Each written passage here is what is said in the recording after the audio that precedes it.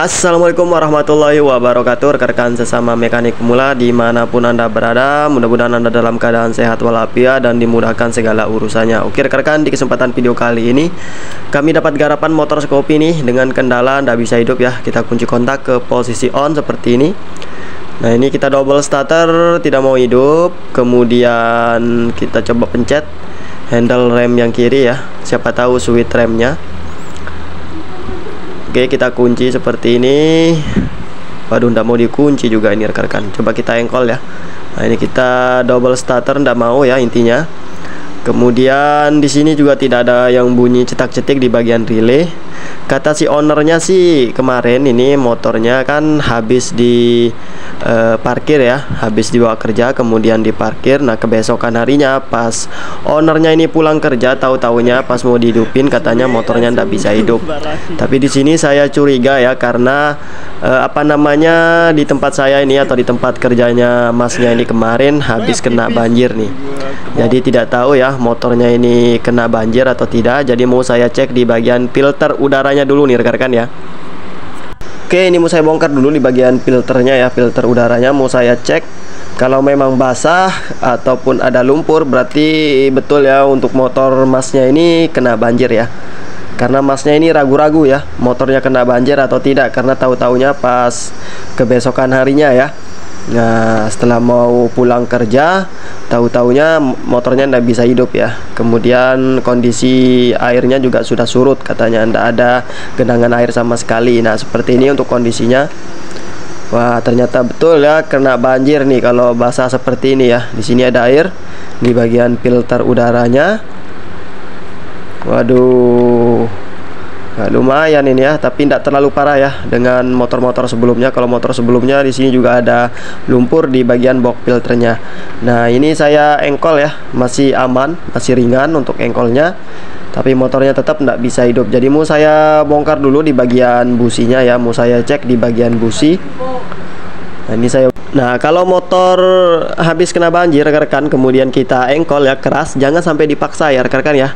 Alangkah baiknya dibuka dulu businya, siapa tahu airnya masuk ke ruang mesin ya, sehingga mengganjal di bagian piston dengan kelep. Jadi si engkolnya jadi keras ya, nggak bisa gerak karena keganjal sama air yang masuk ke ruang mesin. Jadi harus dibuka dulu di bagian busi. Kemudian di knalpotnya juga harus kita buka ya. Biasanya di dalaman knalpot juga banyak airnya. Oke, ini mau saya buka di bagian penutup bagasinya dulu. Mau saya lepaskan untuk businya. Saya mau cek di bagian busi basah atau tidak ya. Kalau tidak basah berarti di bagian dalaman ruang mesin tidak ada air yang masuk ya, atau tidak sampai masuk ke ruang mesin untuk airnya. Nah, tapi tetap nanti untuk knalpotnya kita lepaskan saja ya, karena kondisi banjir kemarin di parkiran ya, di gate sekongkang bawah itu lumayan dalam ya untuk banjirnya. Oke, kita lepaskan dulu untuk cok businya seperti ini.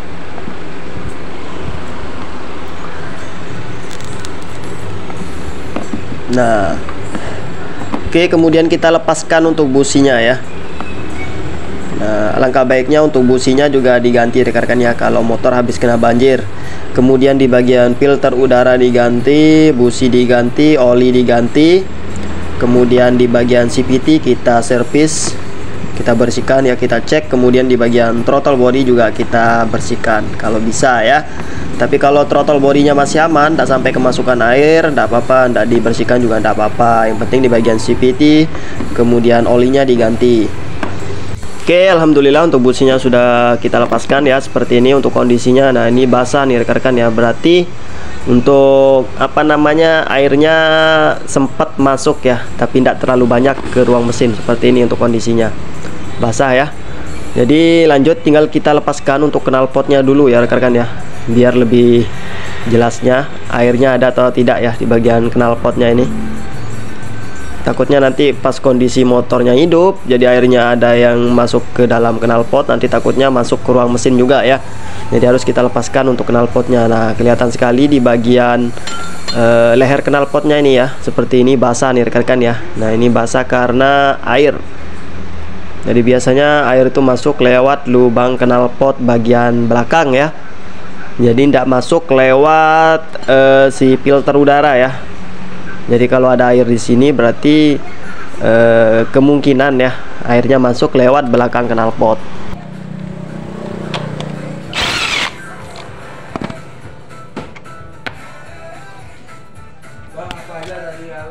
Seperti ini kita lepaskan dulu untuk knalpotnya. Nah, yang belakang kita lepaskan menggunakan kunci 10T, yang belakang kita lepaskan menggunakan kunci 14 sok ya, seperti ini.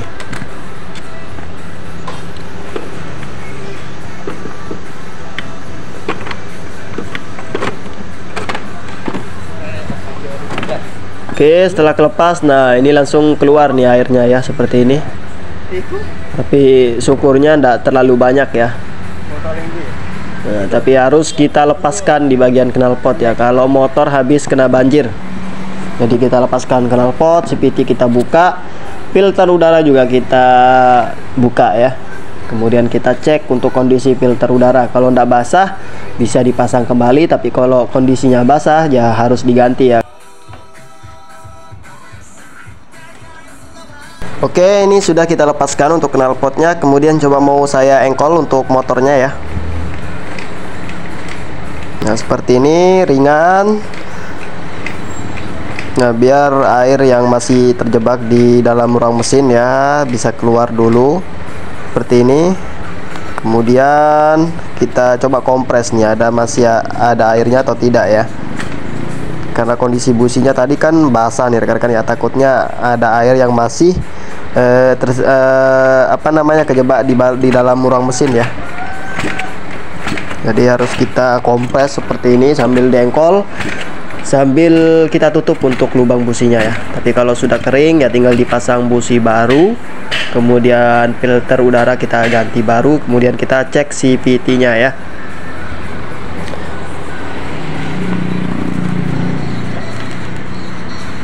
Oke, ini untuk kondisi busi bawaan motornya ya, seperti ini. Jadi kita ganti saja untuk businya ya. Nah, untuk kode businya kalau Scoopy CPR 9 rekan-rekan ya. Businya tipe panjang seperti ini. Oke, ini busi baru tinggal kita pasang ya.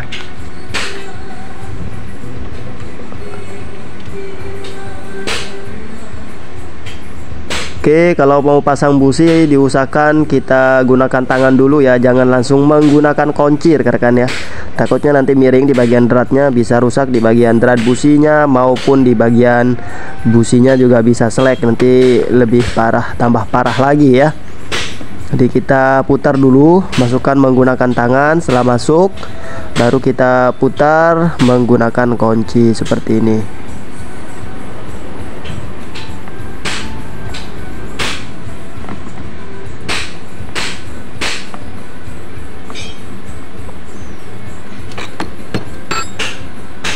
Oke, setelah kencang tinggal kita pasang cok busi.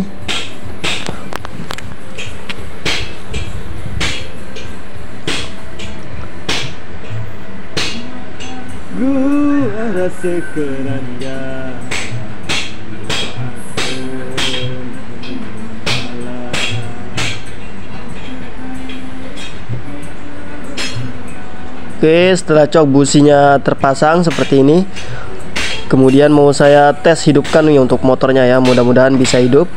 Knalpotnya belum kita pasang nih. Oke, alhamdulillah untuk motornya langsung hidup nih rekan-rekan ya, seperti ini.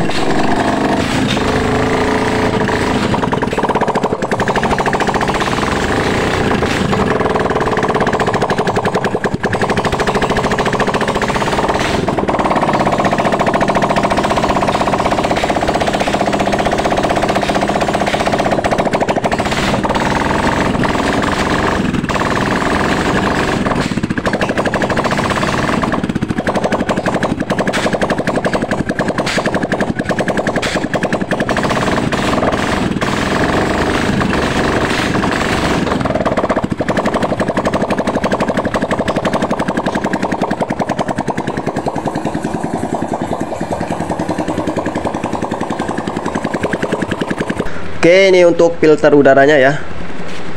Nah, ini sudah basah nih rekan-rekan, kondisinya seperti ini. Jadi kita ganti saja untuk filter udaranya ya. Nah, kemudian di sini juga ada lumpur-lumpurnya ya, kita bersihkan nanti.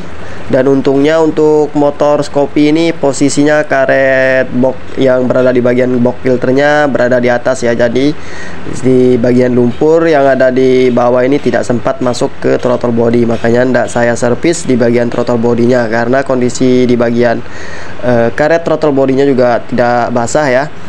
Artinya air tidak sempat masuk ke bagian throttle body, melainkan masuk lewat lubang knalpot ya.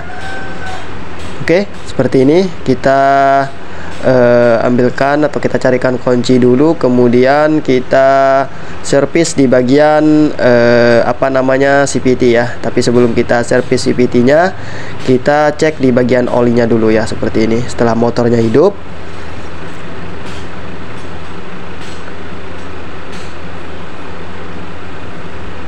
oke, kita lepaskan untuk baut tap olinya menggunakan kunci 12 shock ya.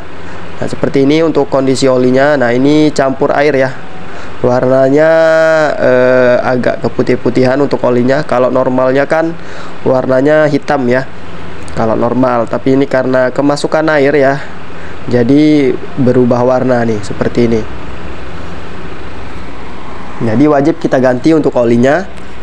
Kemudian tambahan dari ownernya, minta di betulin di bagian CVT-nya, karena motornya sebelumnya memang agak berisik di bagian CVT dan kurang bertenaga juga katanya.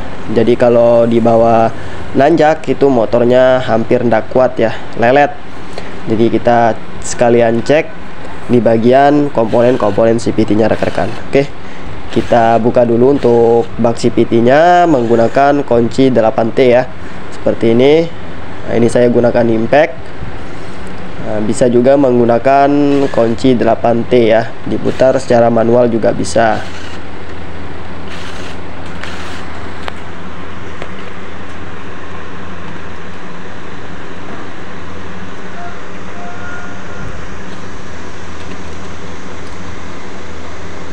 Oke, ini saya gunakan 8T biasa ya. Nah, seperti ini. Tinggal dipilih rekan-rekan mau menggunakan impact lebih cepat, atau juga bisa menggunakan kunci 8T diputar secara manual seperti ini ya. Tapi kalau kita gunakan kunci 8T seperti ini, itu meminimalisir terjadinya selek di bagian kepala bautnya ya. Tapi kalau kita gunakan impact, takutnya di bagian kuncinya belum lurus, kemudian kita langsung pencet untuk impactnya, nanti di bagian baut kepala bautnya bisa selek ya, atau bisa dol. Jadi alangkah baiknya menggunakan kunci 8T biasa seperti ini.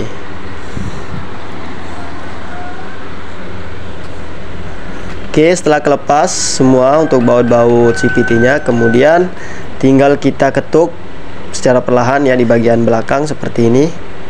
Nah, untuk kondisi dalaman CVT-nya sudah berjamur nih, karena kelamaan ya. Ini hampir 4 hari didiamin sama ownernya, ndak langsung diservis untuk motornya ya, karena baru sempat. Nah, ini coba mau saya bongkar di bagian CVT-nya. Kenapa kok motornya ini kurang bertenaga di bagian pas posisi medannya tanjakan ya. Tapi kalau jalan lurus kata si ownernya enak, tapi pas posisi nanjak motornya ndak bertenaga. Jadi mau saya cek di bagian CVT-nya dulu ya. Mulai dari rumah luler, kipas luler, kemudian pibel, kampas ganda ya, kita cek semua. Oke, kita lepaskan untuk puli depannya menggunakan kunci shock 22 seperti ini. Nah, untuk kondisi kipas lulernya ini berjamur nih, kena air ya.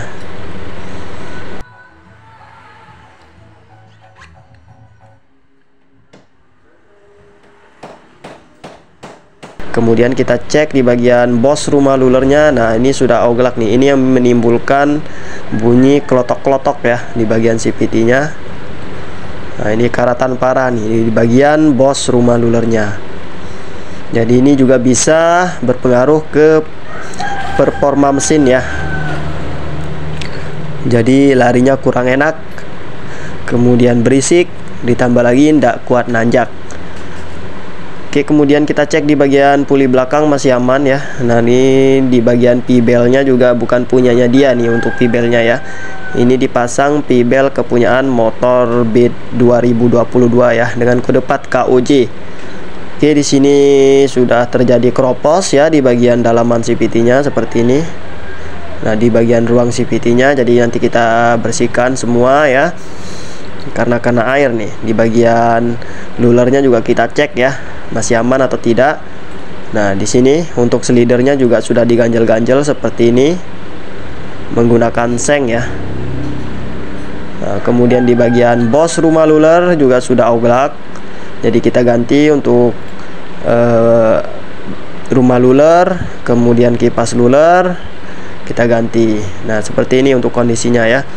Nah, ini lengket parah nih, ada yang lengket, ada yang enggak di bagian lulernya. Jadi pas posisi jalan ya, awal jalan itu pasti gerdak ya, dedet begitu.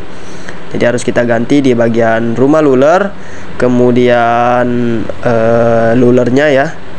Nah, kondisinya juga sudah penyok nih seperti ini untuk lulernya. Oke, sebelum kita pasang untuk rumah luler, kipas luler yang baru, kita servis dulu ya di bagian dalaman CVT-nya seperti ini. Kita gunakan karbu cleaner nih ya rekan-rekan ya. Nah, bisa juga menggunakan air sabun, bisa bensin atau bahan bakar juga bisa ya. Oke, tapi di sini saya gunakan karbu cleaner saja ya biar lebih maksimal.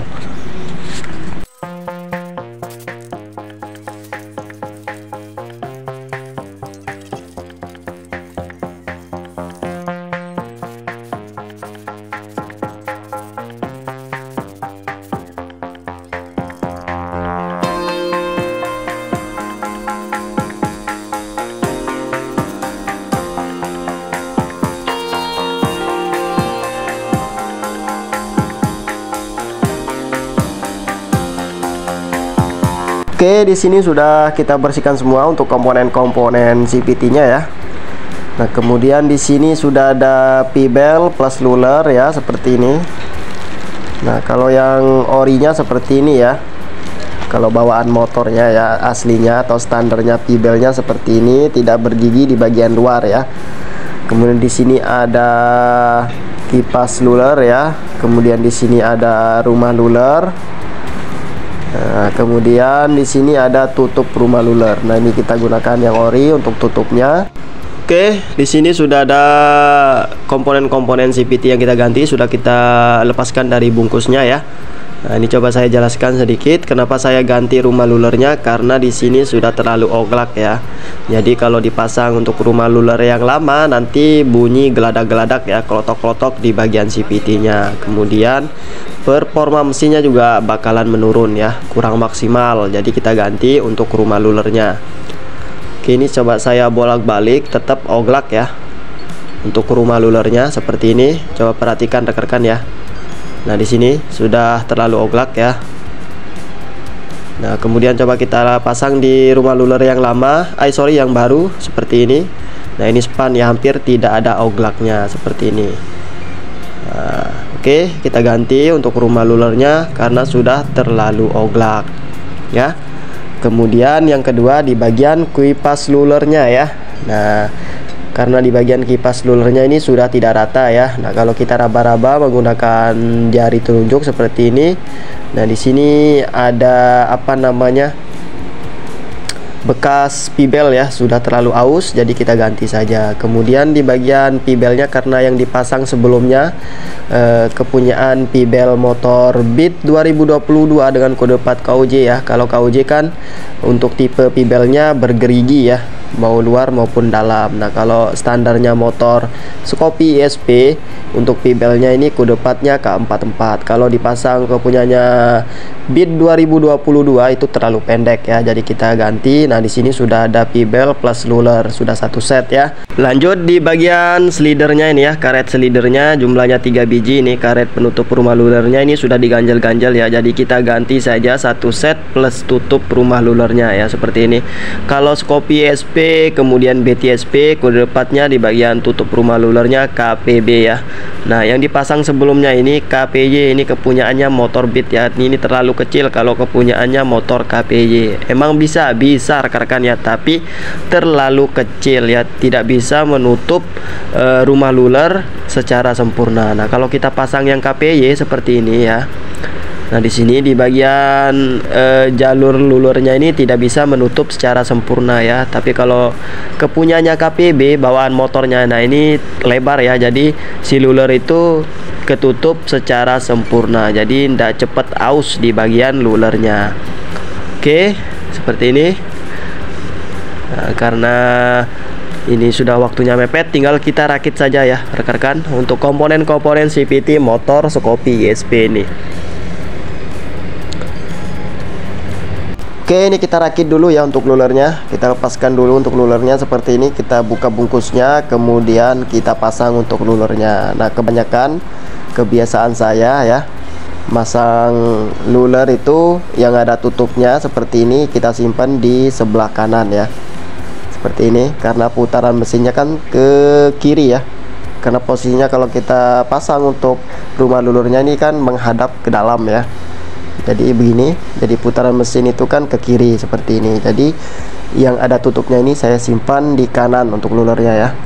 Mau dipasang langsung, tidak diperhatikan di bagian lulurnya juga bisa. Tapi nanti di bagian rumah luler maupun di bagian lulurnya tidak bakalan awet rekan-rekan ya, cepet aus. Oke, jadi saya sudah praktekkan ya.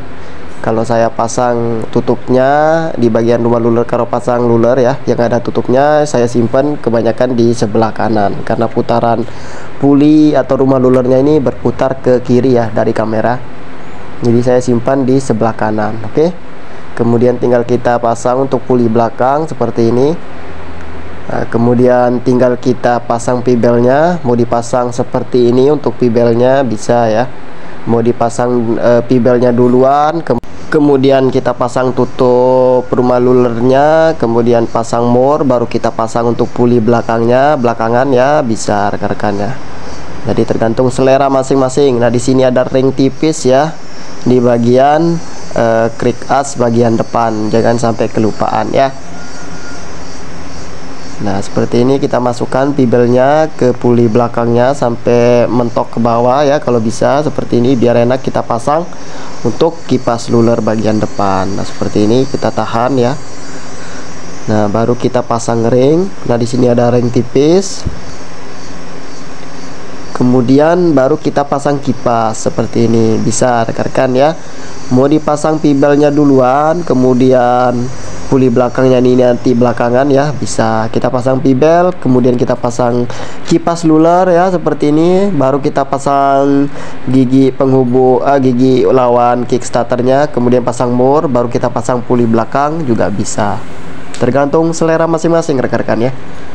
Oke, ini saya mau praktekin ya kalau mau pasang pibelnya duluan ya seperti ini. Nah, kita pasang pibelnya dulu ya. Nah, seperti ini ya, kalau mau dipasang pibelnya dulu seperti ini, kita masukkan pibel, baru kita pasang ring, baru kita pasang kipas lulernya. Nah, kemudian baru kita pasang gigi lawan kickstarternya ya seperti ini. Nah, kita pasang gigi lawan kickstarternya, kemudian baru kita pasang ring. Nah, baru kita pasang mur ya. Nah, murnya kita kasih mentok dulu ya, putar menggunakan tangan sampai mentok seperti ini. Nah, baru kita pasang untuk puli belakangnya ya. Nah, kita tarik pibelnya keluar seperti ini. Nah, baru kita pasang untuk pibelnya masuk ke bagian puli belakang seperti ini. Nah, tergantung di selera masing-masing rekan-rekan ya. Nah, mana yang lebih gampang, yang jelas yang lebih gampang seperti ini ya. Kita pasang pibelnya dulu, baru kita pasang kipas, gigi lawan kickstarter, pasang mur, baru kita pasang puli belakang ya. Seperti ini. Jadi di bagian pibelnya ini pas posisinya ya, di bagian puli depan maupun di bagian puli belakangnya, masuknya pas, tidak sampai kejepit ya, pas proses pemasangan. Oke, ini kita kencangkan untuk puli depan menggunakan kunci shock 22 dan yang belakang kita gunakan kunci shock 19. Oke, kemudian ini tinggal kita masukkan oli ya. Ini kita pasang dulu untuk bak CVT nya, kemudian kita kencangkan untuk baut-baut bak CVT nya ya.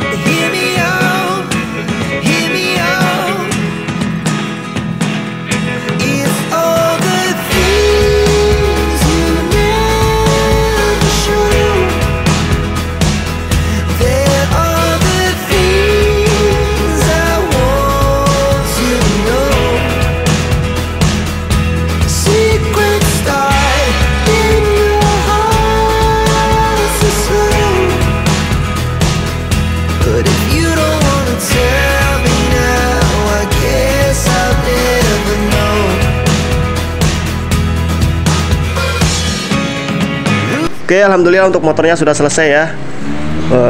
Oli sudah kita masukkan, filter udara sudah kita pasang baru, knalpot sudah kita pasang ya. Ini sudah sore ya. Ini saya hidupkan untuk motornya, double starternya juga langsung hidup. Alhamdulillah ya rekan-rekan, seperti ini. Oke rekan-rekan, mungkin sekian dulu ya video kali ini. Semoga bermanfaat ya, dan semoga bisa menambah wawasan bagi kita semua tentunya. See you next time. Salam dari kami ya, mekanik pemula Auparian.